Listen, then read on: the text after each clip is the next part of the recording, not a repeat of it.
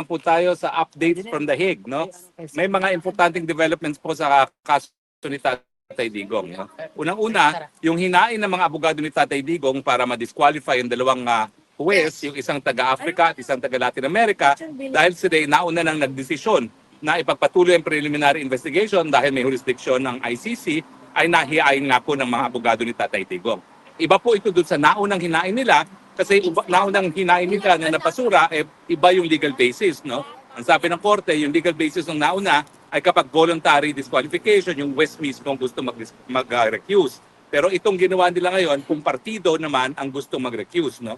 Now, ang development po dyan ay binigyan ng hukuman ang prosecution, pati na yung dalawang West, taga-Africa at taga-Latin America, ng hanggang 22 May para sumagot at magkomento. Mabilis po yun, no? Kasi ilang araw lang, pinapakomento na sila. No? At importante nga po yan kasi kapag sinangayunan ng hukuman na walang jurisdiction, ibig sabihin, uwi na si Tatay Digong. No? Hindi na natin kinakailangan antayin ng Setyembre. Pero kapag sinabi nila may jurisdiction, tutuloy ang kaso. No? At tutuloy tayo doon sa Setyembre na confirmation of charges. Pero dati-dati na po natin sinasabi yan, wala talagang jurisdiksyon ng hukuman dahil sangayon sa Rome Statute, kinakailangan magsimula ang hukuman ng paglilitis sa pamamagitan ng preliminary investigation sa loob lamang ng 1 taon matapos magbitiw ang isang bansa. Sinimulan nila, pangalawang taon, natulog sa kangkungan na yung prosecution, hindi natin kasalanan yon at talagang walang jurisdiksyon. No? So kapag pinangayunan po yan, uwi si Tatay Digong. No? Hindi na kinakailangan antayin pang Setyembre. Now, sa totoo lang po, paulit-ulit na po sinasabi ko na wala talagang jurisdiction. Pero ito po wala na kasi ibang kaso yung ICC kundi si Tatay Digong. Yung huling Assembly of State Parties, nag-uusap-usap na nga yung mga estado na kasapi pa ng ICC, bubugi na ba natin ng korte kasi wala na silang magawa?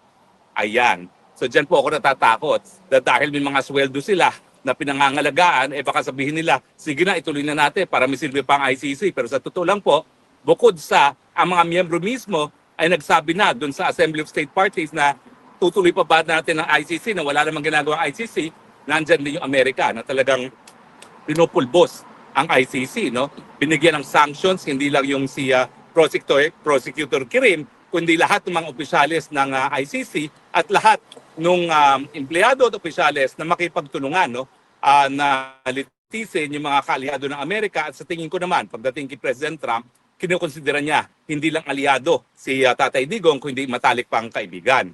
Now, bukod pa dyan sa development na yan, itong si Prosecutor Kirim ay nag-leave. Nag-leave dahil merong reklamo sa kanya na manyakis daw siya. So anyway, hindi pa naman natin alam, hindi pa napapatunayan kung manyakis siya, pero ano ba naman yan? Lilitisin niyo yung Tatay Digong ko, kinidnap niyo, tapos kinulong niyo sa dahig, tapos merong nagreklamo, manyakis yung prosecutor, no? Parang wala naman silang moral authority na litisin ang ating Tatay Digong kung sila mismo maitim ang pagkatao, no? Siyempre, hindi naman natin sinasabi na guilty na itong Prosecutor Kirim. Kaya lang, lalo pang dagok yan sa reputasyon ng ICC dahil mantakin mo, may reklamo na ang chief prosecutor ng ICC ay manyakis. Anyway, ang mangyari po dyan, yung deputy prosecutor ang siyang tayong chief prosecutor. No? Ganun naman po yun. Palagi may deputy prosecutor ang ICC. Pero siyempre, dagok talaga sa reputasyon ng ICC. Pinananagot ang mga mahal ng taong bayan gaya ni Tatay Digong. And yet, yung kanilang mga pinakamatataas na opisyalis, meron din palang bahid ang kanilang personalidad. Now, nakapagtataka po itong inaakusa na manyakis, sa totoo lang, ang duda ko alam niya walang jurisdiction ng hukuman. Kasi hindi po siya yung pumirma doon sa request for arrest warrant labang kay Tatay Digong. Yung deputy. Ang pinagtataka ko, as if naman marami silang kaso, konti nga lang kaso nila, no? Bakit ang pumirma yung deputy prosecutor? Ang duda ko, gaya natin, alam niya wala ng jurisdiction ng ICC. Kasi nga, yung pinalitan ng chief prosecutor, actually yun, galit ang mga kapwa, babaeng Aprikano yan Tapos, galit na galit sila dyan sa Aprikanang yan dahil nga, pinupuruhan lang yung kapwa niya mga taga-Afrika. Anong ginawa? Para masabi na hindi lang Aprikano ang aking pinupuruhan, ayun, kinasuhan si Tatay Digong. Oo nga naman. Sa lahat ng mga kaso na sinampa niya, lahat Aprikano plus Digong Duterte. Pero kung talagang siya mismo ay kumbensado na meron pang jurisdiction ng ICC, bakit hindi niya pinirmahan? Unusual po yan, ha? Dahil konti nga lang ang kaso ng ICC, normally yan, yung prosecutor ang pipirma. Pero hindi, yung kanyang deputy prosecutor ang kanyang pinapirma. So anyway, yan po ang ating latest updates from The Hague. At ngayon po, 6 to 8 days. Patuloy pa rin ang mga pagdaloy ng tao rito, pagbisita kay Tatay Digong. Ngayon po, merong mga marino na dumalaw kay Tatay Digong. Sige po. Ano pangalan? Warren po. Warren, tapos Oscar. Oscar, Kenneth. Kenneth. Okay. John Ray. John Ray. Ano po? Yan. O bakit po kayo nandito? Bakit po kayo? Bisita si Tatay Digong. Ganon. Hindi nyo naman nakikita si Tatay Digong. Ba't pa kayo nagpupunta rito? Yung simpatiya. Simpatya, oo. Bakit nyo talagang sinusuportahan si Tatay Digong? Sabihin nyo nga. Mahal namin si Tatay Digong, number 1. Oo, bakit nyo siya minahal? Magandang ginawa. Oo nga eh. Paano ngayon? Anong nangyayari sa Pilipinas ngayon? Nga. Kayo mga marino po ha, diretso ha. Basta marino, diretso, nga. Okay. At meron din tayo mga iba pang kasama, mga taga Ireland. Okay, ang malayo po ang Ireland, no? Ba't po kayo narito nagbibigay ng suporta?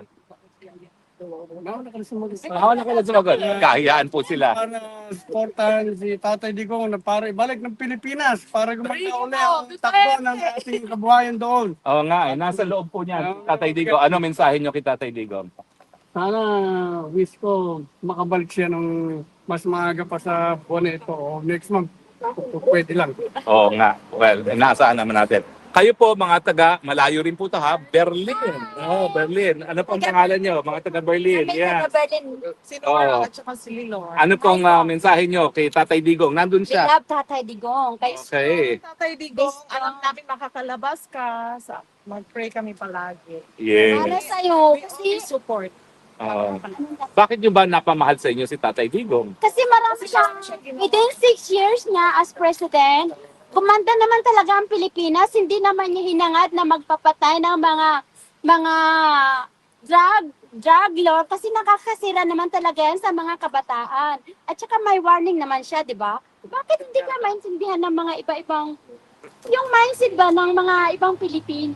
Okay, yan. Kaya yung mga Attorney, Abag naman talaga. O, may tanong may, tao. may tanong, attorney. If the petition or motion daw to disqualify both judges will be approved, and then also the motion for the jurisdictional challenge will be approved, makakalabas ba immediately si tatay or may motion pa or may hawak Well, na proseso? unang-una, re-resolbahin muna po yung motion para ma-disqualify. Okay. Kapag na-disqualify, papalitan. Okay. Kasi meron namang second chamber ang pre-trial division no, ng ICC. So kukuha sila ng dalawang West dun sa second division. No? Kasi nasa first division tayo ngayon. No? So yung dalawa doon, samantala, ipauupuin doon no? Kung sila mag-inhibit. At ang aking prediction naman, hindi naman sila magpipilitan umupo. Okay. Kasi masama naman ang magiging reaksyon ng tao sa kanila. Bakit sila nagpipilitan? Totoo naman, nagkaroon na sila ng nauna ng desisyon Okay. na merong jurisdiction na hukuman. No?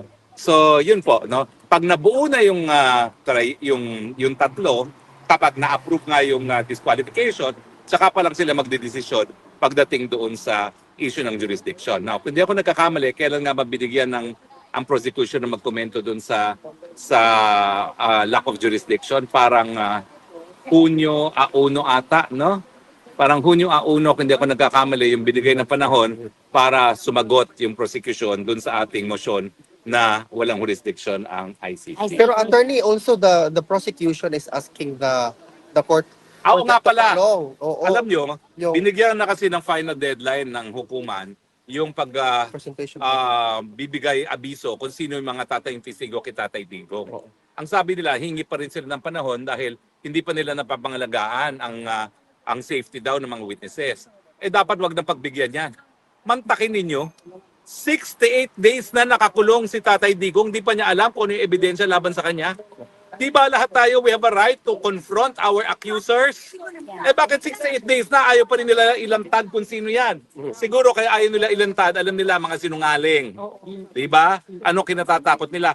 meron daw banta sa buhay. Anong banta sa buhay? Bangag nga yung nasa Pilipinas na nagpakulong, napakidnap kita Tatay Digong. Susuportahan nila talaga at poprotektahan nila yung mga nagsisinungaling na testigo laban kay Tatay Digong. O, di ba?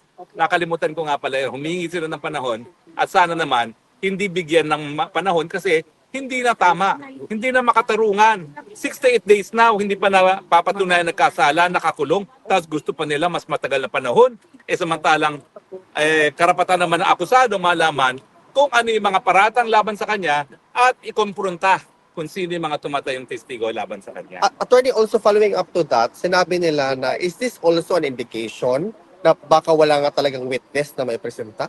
Ay hindi ko alam, basta ang akin, insecure sila, takot sila doon sa kanilang mga testigo. Kasi baka mamaya nagsisinungaling. Ako may isang alam, sigurado ko na nagsisinungaling dyan. Meron daw siyang mga linibing na mga biktima ng mass murder. Hinukay namin yun, ha? Ang nakita namin, buto lang ng aso. Tapos dadalhin pa rito. At ang balita ko, kasama ko ngayon sa Hague. Kaya lang siya, all expenses paid for by the court. Ako nakikitira. Di bale, masarap naman ang luto ni Mami Janet. Bahala sila. At saka masarap ang luto ng mga seaman natin. No? Correct. Di ba nanalo si Mayor ng Mayor. Mayor. narinig namin sa news na siya pinahintulutan ng government ng Netherlands na manampa sa embassy natin. Ang mangyayari po, papapasukin yung Consul General sa kulungan. Okay. Papapasukin po siya. Pero hindi po pwede ipagkaitiyan. Kasi hindi pa naman po napatunayan nagkakasala si Tatay Digong. So, at saka, wala po sa Rome Statute to disqualification from public office. Wala pong ganung parusa sa Rome Statute. Attorney, on a different note, sabi nila, there's a question raised na with regards to the prosecution team ng impeachment case ni Vice President Inday Sara. Sabi nila na from 19th Congress to the 20th Congress, dapat daw magkaroon ng plenaryo muna at aprobahan kung sino yung magiging bagong membro ng prosecution with respect to Attorney Jokno and Attorney De Lima. Pwede ba yung attorney na adopted na sila immediately? Hindi, dadaan at dadaan sa plenaryo yan. Okay. Unang-una, meron pang mga nalalabing araw itong 19th Congress. Pwede nang gawin yan kasi parang may 5 araw silang magpupulong pa, no? Magkakaroon ng session. O pwede rin sa 20th session na. Kasi nagkaroon, ang sinusundan natin ng Amerika, nangyari na kasi ito na yung impeachment ni Clinton, sinimulan yung impeachment sa isang Congress, pero yung trial sa kabilang Congress. Okay. So para sila ay maging prosecutor, pwede naman sa 20th Congress sila ma-appoint ng plenaryo ng 20th Congress. Pero bakit binalita na nila na magiging parte sila ng prosecution without even having a plenary first? At least malaman natin dahil alam naman natin puro boka lang ngayon.